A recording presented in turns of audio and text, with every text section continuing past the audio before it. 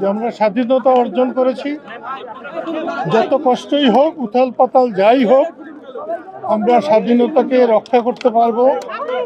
আমাদের দুর্ভাগ্য যে আমরা আমাদের ভাবিকালের সন্তানদের উপযুক্ত করে গড়ে তুলতে পারি নাই।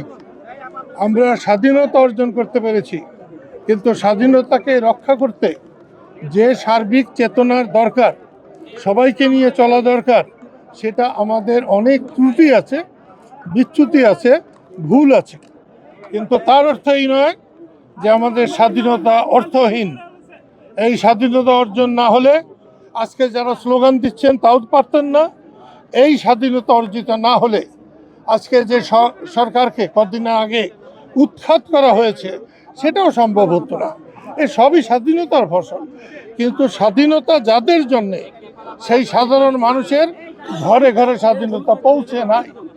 স্বাধীনতা যার জন্যে, সেই স্বাধীনতার মর্যাদা এখনো হয় নাই। এদেশের মানুষ নির্বাচন চায়, এবং ভালো নির্বাচন হয়নি বলেই শেখ হাসিনা সরকারের পতন হয়েছে। ভালো নির্বাচন হলে শেখ হাসিনা সরকারের এইভাবে নির্মম পতন হতো না। কিন্তু এখন অধ্যাপক ইউনূসের সরকারের যে কর্মকাণ্ড দেখছে, যাদেরকে নিয়ে উনি ওঠেন বসেন, তারাই বাংলাদেশ না, তারা বাংলাদেশের হয়তো 25 ভাগও না। সেই জন্য সার্বিকভাবে নির্বাচনের পরিবেশ সৃষ্টি হলে আমরা অবশ্যই নির্বাচন করব, কিন্তু কোনো পাতানো নির্বাচনে আমরা যাব না। ধন্যবাদ আপনাদের।